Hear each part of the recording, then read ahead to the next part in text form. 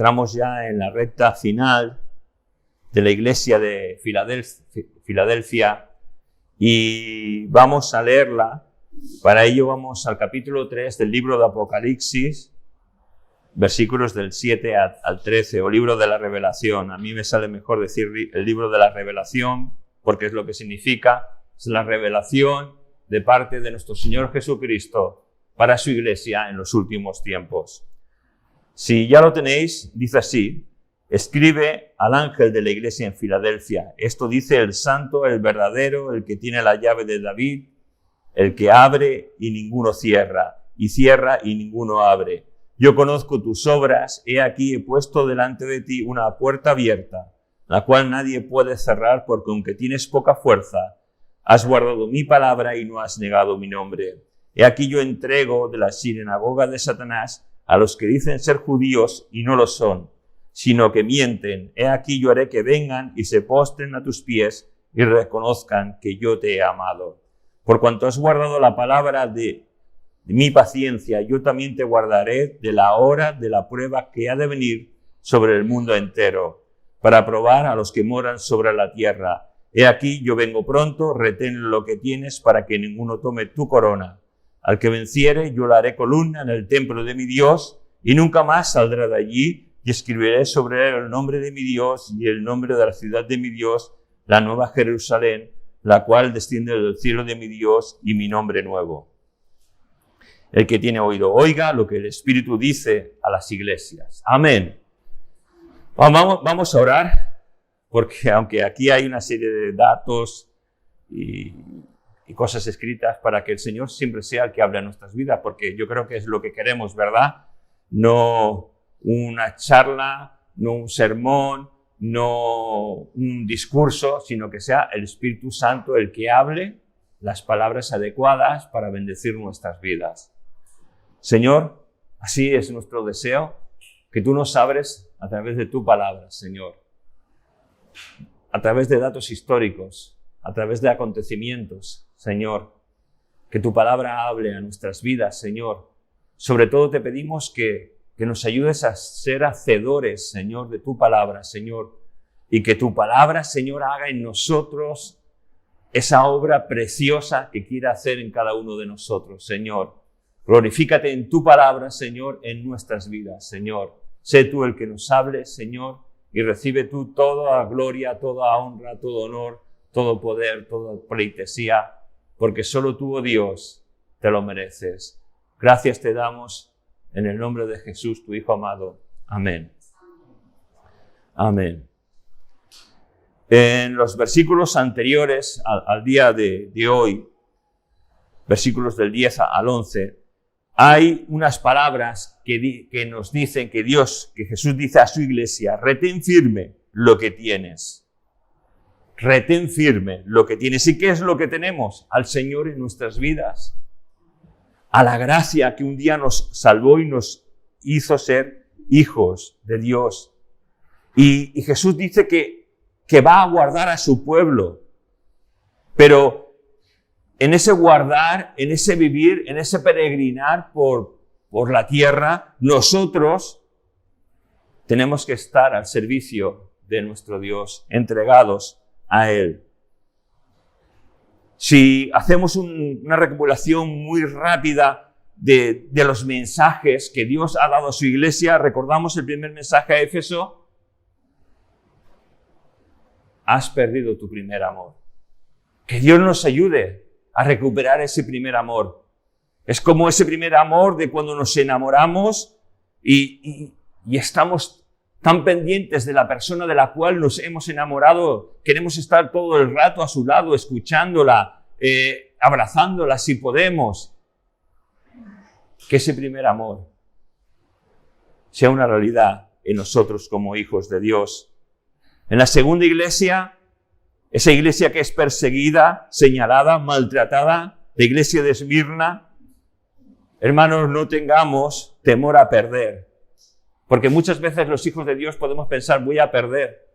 Pero cuando tú pierdes y yo pierdo delante de Dios, es todo lo contrario, estamos ganando. Muchas veces no queremos perder. Y a veces, cuando no queremos perder en la permisividad de Dios, tenemos que pagar una serie de consecuencias por no haber perdido.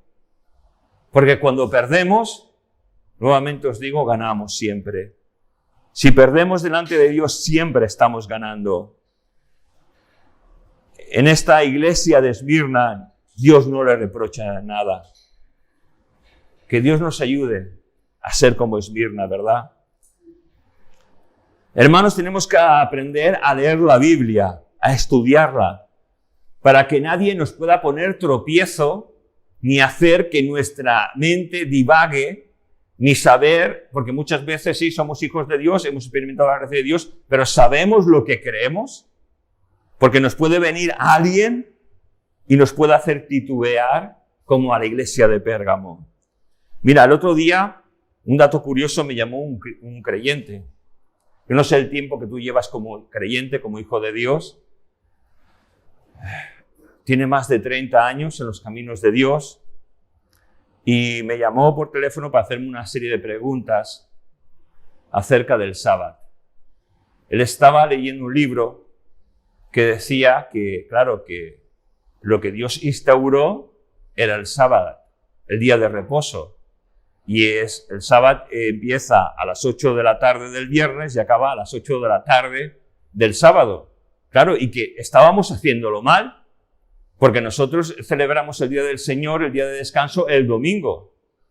Pero claro, a lo mejor tú piensas, este creyente que lleva tanto tiempo en los caminos del Señor, seguro que no ha leído la Biblia, o que la ha leído pocas veces, o que ora poco.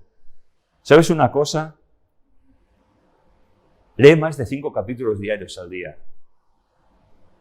Ora mucho más que yo y que a lo mejor que tú. Pero ¿sabes?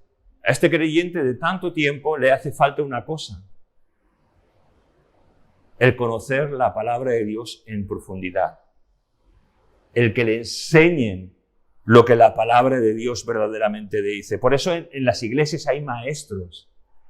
Por eso hay seminarios, hay discipulados. Porque por mucho más que tú leas la palabra de Dios, si no la entiendes, si no la comprendes, cualquier cosa te puede desviar. Porque ese libro que estaba leyendo estaba apoyado por un montón de versículos bíblicos. Pero tú tienes que ver después la contrapartida de lo que en el Nuevo Testamento encontramos. La ley ha quedado atrás, ahora estamos bajo la gracia. Y en la gracia muchas cosas cambian. Hermanos, tenemos que aprender la Biblia, atesorarla en nuestra vida y sobre todo estudiarla para aprender, para que como Pérgamo no dejarnos influenciar por lo que muchas veces leemos, que muchas veces lo que leemos es basura, sinceramente es basura. Hay libros que están muy bien, pero todo eso tiene que estar contrarrestado verdaderamente a la luz de la palabra de Dios. Hermanos, había un problema en la iglesia de Tiatira, esta es la cuarta que vimos, es que esta toleraba el pecado en medio de la iglesia. Y la verdad es que cuando toleramos el pecado, muchas veces nos dejamos llevar y empezamos a ver las cosas que no agradan a Dios como si fueran normales. Hijos de Dios no podemos tolerar el pecado. Es algo que va contra la voluntad de Dios. En la quinta iglesia que vimos es el mensaje a la iglesia de Sardis. Y en este mensaje decía, tienes reputación de que vives, pero en verdad estás muerto. Hermanos, que Dios nos ayuda a no estar dormidos, porque eso es lo que simboliza estar muertos, estar dormidos. Y cuando uno está dormido, fácilmente se deja llevar por el pecado, fácilmente se deja llevar por las cosas de este mundo, fácilmente se inclina ante cosas que no agradan a Dios. Y en esta iglesia, en la cual estamos viendo y acabando en este día de hoy, es una iglesia que permanece firme en la fe. Dios no tiene reproches tampoco para la iglesia de Filadelfia. Y Jesús le da como 2 incentivos los cuales vamos a ver en esta mañana. En el mensaje a la iglesia de Filadelfia, es un mensaje en el cual Dios dice que va a ser preservada de la prueba que va a venir sobre el mundo entero. Y esto nos está hablando en dos maneras. Una manera literal, en la que esa iglesia fue preservada de ciertos momentos de prueba, de dificultad y de tribulación, y en una manera escatológica, en la cual, al decir que va a venir una prueba sobre el mundo entero, nos habla de que la iglesia de Cristo va a ser una iglesia que va a ser preservada. Como en los días de Noé, la familia de Noé y él fueron preservados del diluvio que pasó. Como fueron preservados los hijos de Israel cuando el ángel de la muerte pasó por las casas de aquellos que no estaban marcadas los dinteles con la sangre de ese cordero. Pero sabes, tú y yo estamos marcados con la sangre del Cordero de Dios. Y vamos a ser preservados y guardados de ese juicio que va a venir sobre la humanidad entera. Un segundo incentivo es que Dios quiere premiar la fidelidad de sus hijos. La fidelidad. Eso que nos cuesta tanto muchas veces a ti y a mí guardar. Y podemos hacernos una pregunta. ¿Amamos a Dios? ¿Amamos su venida? ¿Amamos que el Señor venga a llevarse a su iglesia en lo que se denomina el rapto de la iglesia? ¿Lo deseamos?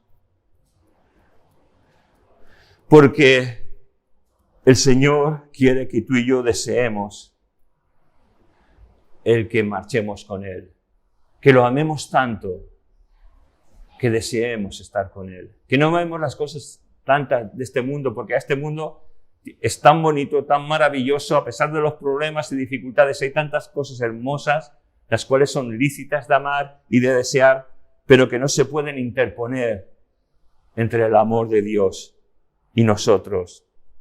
Y el Señor quiere premiar esa fidelidad, y estuvimos viendo en el mensaje anterior que el Señor quería dar coronas a aquellos que son hijos de Dios, es decir, una serie de premios.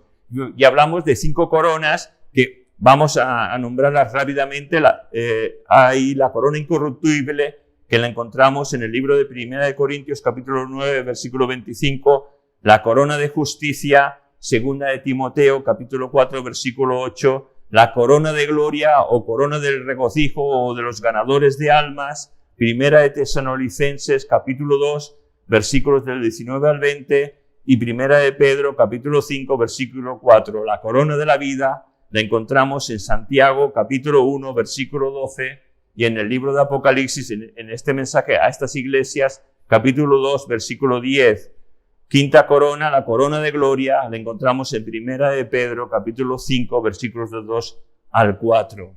Y ¿sabes una cosa? ¿Por qué el Señor nos está hablando de que quiere dar una corona? Porque Dios, como he dicho anteriormente, quiere probar la fidelidad de sus hijos. Dios quiere que deseemos las cosas suyas. Dios quiere que peleemos esa buena batalla que tenemos que pelear todos los días. Y lo que nos quiere decir es que ninguno tome tu corona. Es decir, que ninguno tome tu premio, que ninguno tome lo que yo te quiero dar.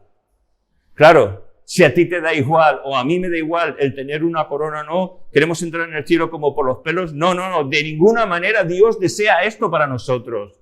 Sino lo que Dios desea es que demos lo mejor de nuestra vida para su servicio. Es como cuando uno va a estudiar y quiere verdaderamente sacar una buena nota. ¿Uno se puede conformar con un 4? No, es un insuficiente. Mi tiempo era un insuficiente. ¿Se puede conformar con un 5? Sí, se puede conformar con un 5, pero no está dando la excelencia de él. Y la verdad que la excelencia sería el 10, la máxima puntuación. Dios quiere que tú y yo saquemos el 10. A pesar de que seamos de los que nos gusta lo justito, porque no nos gusta mucho esforzarnos, porque no nos gusta mucho estudiar, porque no nos gusta mucho, etcétera, etcétera, etcétera. Dios quiere que eso cambie nuestra vida para que le demos lo mejor de nuestra vida a Él. Para que ninguno tome tu corona. Va a venir un día de juicio, como nunca antes lo ha habido sobre la humanidad entera. ¿Estamos preparados? Estamos preparados para que cuando eso vaya a empezar, el Señor nos lleve delante de su presencia y nos diga, buen siervo y fiel, sobre lo poco has sido fiel, entra en el gozo de tu Señor. Parafraseando este versículo. Hermanos, para nosotros no va a haber un juicio de condenación como lo va a haber para la humanidad entera, pero sí va a haber un juicio de recompensas. Y no nos puede dar igual el tener o no tener una recompensa. Y Dios, Jesús, está deseando darnos una corona. Mi pregunta es, ¿qué haremos con esa corona? ¿Tú te imaginas con una corona en el cielo? ¿La pasearemos con orgullo por el cielo? No. Yo creo que haremos lo que los 24 ancianos que nos dicen el libro de Apocalipsis hacen, ponerlas a los pies de Jesús, porque Él sí que se lo merece, porque Él nos ha salvado y nos ha rescatado. Lo encontramos en Apocalipsis 4, versículos 10 y 11. Dejadme que lo lea. Los 24 ancianos se postran delante del que está sentado en el trono y adoran al que vive por los siglos de los siglos y echan sus coronas delante del trono diciendo, Señor, digno eres de recibir la gloria y la honra y el poder, porque tú creaste todas las cosas y por tu voluntad existen y fueron creadas. Solo nuestro Dios se merece esas coronas. No podemos quedarnos, es imposible, porque solo Él se las merece. Gloria a Dios. Fíjate, ahora vamos a intentar leer en lo que nos vamos a meter. Al que venciere, yo le haré columna en el templo de mi Dios y nunca más saldré de allí. Yo cuando era un joven, inexperto, que sabía poco de la Biblia, alguna vez yo pensaba cuando leía esto, columna en el templo de mi Dios, es decir, ¿estaremos así? Firmes como un soldado inglés que no se mueve. Y yo pensaba, qué rollo. Si eso es así, qué rollo. Claro, era joven, no entendía, pero esto nos habla de personas que han vencido. Nos habla de que esos pilares, esas columnas son honorables porque sostienen el templo o cualquier tipo de construcción. Mira, si tú miras los grandes templos de la historia, las grandes civilizaciones con sus grandes construcciones, ¿qué es lo que queda? Muchas de ellas. Las columnas. Si vas a Egipto, quedan las columnas. Si vas a Grecia, quedan las columnas. Si vas a esta iglesia, a esta ciudad de Filadelfia, donde estaba la iglesia de Filadelfia, verás que quedan 2 columnas enormes. Todo ha desaparecido, pero solo quedan las columnas. Es decir, es un incentivo de parte de Dios para decir, no habrá nada que te aparte de mí. No habrá nada que te pueda tambalear, porque serás una columna delante de mi presencia y estarás por ahí por la eternidad. Y nada ni nadie podrá alterar este hecho de que estés delante de mi presencia. ¿Sabes una cosa? Todo esto lo entendían muy bien nuestros hermanos en Filadelfia, porque Filadelfia estaba dentro de lo que se llama una falla tectónica, es decir, un sitio donde habían terremotos pequeños, hubieron un par de grandes terremotos que destruyeron totalmente esta ciudad, pero claro, cuando hay un terremoto, ¿qué es lo que haces? Ahora sabemos que nos tendríamos que poner debajo de una mesa, pero debajo de una mesa es una tontería porque si te cae un pedrusco ahí te queda chafado.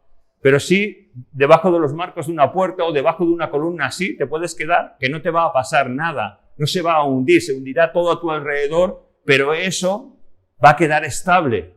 ¿Por qué? Porque lo sostienen los pilares. Caray.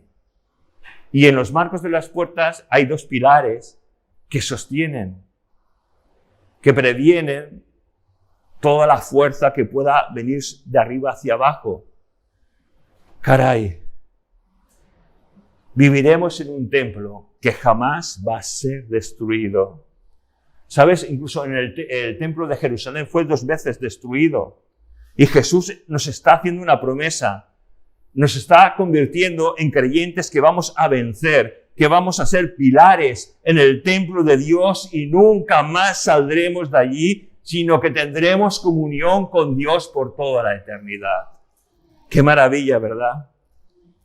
Es decir, nos da una bienvenida al templo de Dios, al cielo. Vamos a formar parte de allí y nunca más vamos a salir de allí. Los creyentes de Filadelfia verdaderamente podían sentirse seguros. Pero mira, en el cielo o en el templo de Dios, la ciudad, la Nueva Jerusalén, hay una característica que me encanta y que quiero compartir con vosotros. Para ello la voy a leer en la versión lenguaje actual porque es mucho más comprensible y llega más a mi corazón. Y estoy seguro que va a llegar más a vuestro corazón. Fíjate, es una de las características de cuando estemos en el cielo de lo que nos va a pasar. Dice, y oí que del trono salía una fuerte voz que decía, aquí es donde Dios vive con su pueblo. Dios vivirá con ellos y ellos serán suyos para siempre.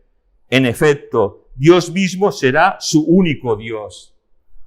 Él secará sus lágrimas y no morirán jamás. Tampoco volverán a llorar ni a lamentarse, ni sentirán ningún dolor por lo que antes existía, ahora ha dejado de existir. Dios dijo desde su trono, yo hago todo nuevo. Y también dijo, escribe, porque estas palabras son verdaderas y dignas de confianza. Después me dijo, ya todo está hecho, yo soy el principio y el fin. El que tenga sed, a cambio de nada, le daré a beber del agua de la fuente que da vida eterna. A los que triunfen sobre dificultades y sigan confiando en mí, les daré todo esto y serán mis hijos y yo seré su Dios. Yo no sé si te has dado cuenta, pero qué cosa más maravillosa será cuando lleguemos a la presencia de Dios. El dolor ya no va a existir. El sufrimiento, el llanto, ya no estará. No habrán despedidas amargas. La muerte ya dejará de ser una realidad, no existirá.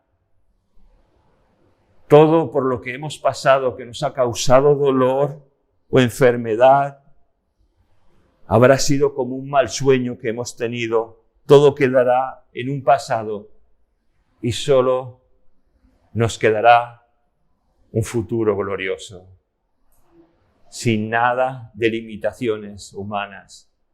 Qué maravilla, ¿verdad? Todo quedará en un olvido, será algo perfecto que jamás volverá a ser alterado por el pecado.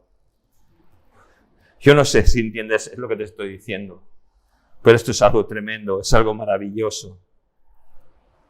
Sigue diciendo la palabra, y escribiré sobre él el nombre de mi Dios, o sea, sobre nosotros, escribirá el nombre de mi Dios y el nombre de la ciudad de mi Dios, la Nueva Jerusalén, la cual desciende del cielo de mi Dios y mi nombre nuevo. Esta ciudad de Filadelfia cambió 3 veces de nombre y lo podemos entender. Y esto también me recuerda a que la ciudad de donde es mi esposa, Alicante, también cambió 4 veces de nombre, ¿no? La llamaron Ácara, Leuca, Lucentum y como hoy se llama Alicante.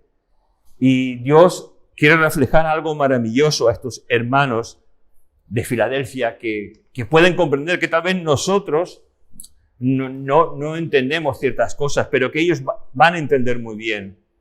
Lo primero que van a entender muy bien es que sobre nosotros se escribirá el nombre de mi Dios. Caray, ¿es que vamos a tener un tatuaje? No lo sabemos. No lo sé.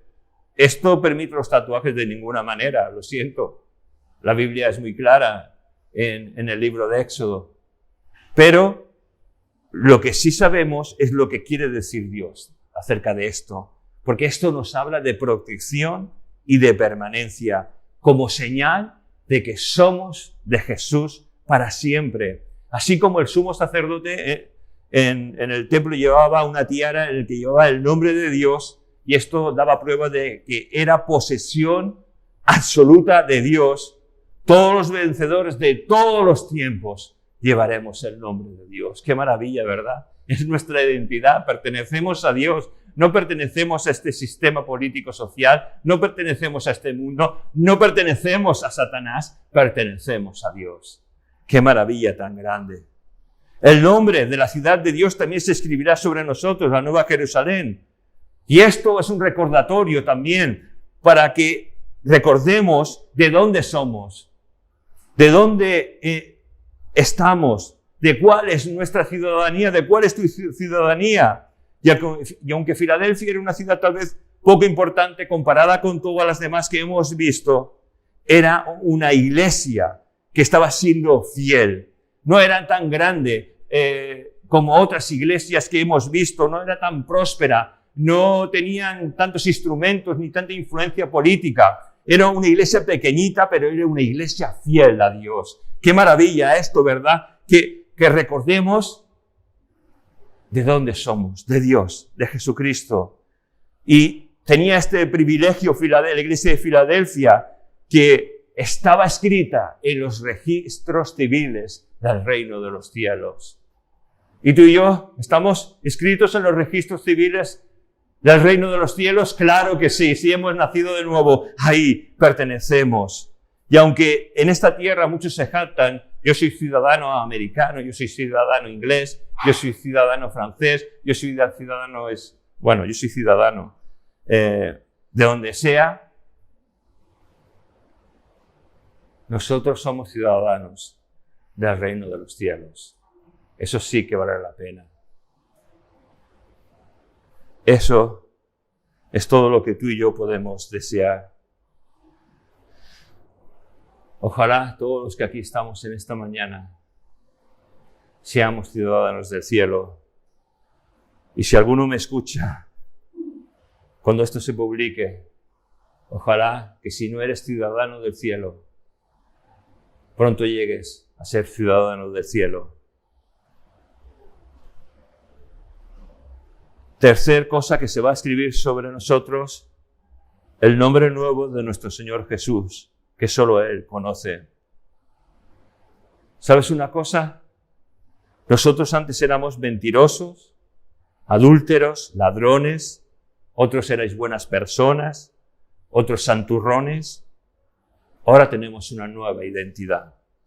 Nuestro pasado ha quedado borrado. Gloria a Dios. ¿Sabes? Y aunque pecamos todos los días, queda borrado de nuevo. Porque Jesús pagó en la cruz del Calvario por nuestros pecados pasados, presentes y futuros. Que ante eso solo podemos decir gracias, Señor Jesús. Gracias, Señor Jesús, por lo que has hecho en la cruz del Calvario. Porque te has fijado en un miserable como yo y me has dignado a ser un hijo tuyo que todavía sigo sin entender por qué te has fijado en mí. Y la verdad es que ese nombre escrito de nuestro Señor Jesús es nuestro pasaporte de entrada al cielo, ¿verdad? Un privilegio, el nombre de Jesús en nosotros. Esto nos habla de que nos une a Dios y de que nada ni nadie nos va a poder separar del amor de Dios que es en Cristo Jesús, Señor nuestro. Ese nombre de nuestro Señor Jesús escrito, ese nombre nuevo escrito en nosotros, nos habla de que somos propiedad de Jesucristo, de que hemos sido salvados, restaurados, comprados por el precio que Él pagó en la cruz del Calvario. Al igual que los esclavos se marcaban, al igual que un animal se marca, nosotros con alegría, con gozo y dicha enorme llevaremos el nombre de nuestro Señor sobre nosotros. Mira, hay mucha gente que se esfuerza en pertenecer a un club social determinado, distinguido, en Estados Unidos hay muchos clubes sociales de este tipo, aquí en España también. Pero la iglesia del Señor no tiene que ser un club social, tiene que ser hombres, mujeres, que vivan el Evangelio, que vivan la verdad, que vivan el mensaje de Jesús en nuestras vidas. Hermanos, no podemos dormirnos, no podemos perder ese amor que Dios ha puesto en nosotros.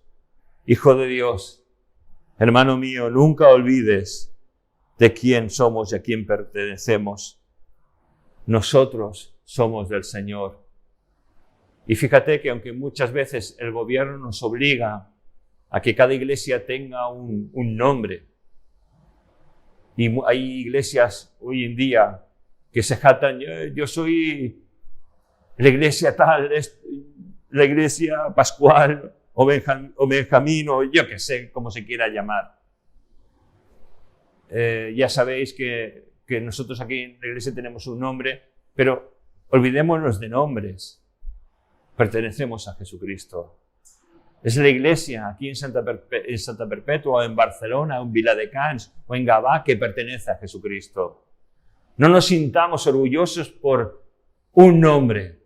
Sintámonos orgullosos por ser de Jesucristo.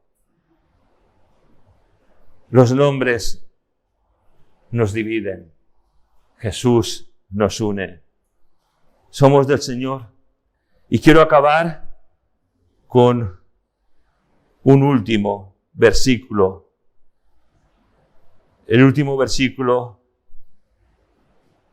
de este pasaje. Y lo voy a leer en la versión actual, porque os sigo diciendo que hay versiones que me hablan unas más que otras. Y dice así: si alguien tiene oídos, que ponga atención a lo que el Espíritu de Dios les dice a las iglesias. Amigo, hermano que estás aquí, ¿tienes oídos? Yo tengo dos. Por uno oigo más, por otro menos, pero me da igual. Pero tenemos oídos, ¿verdad? Pues oigamos lo que el Espíritu nos quiere decir a través de cada carta que estamos viendo a través de este tiempo. Vamos a acabar orando.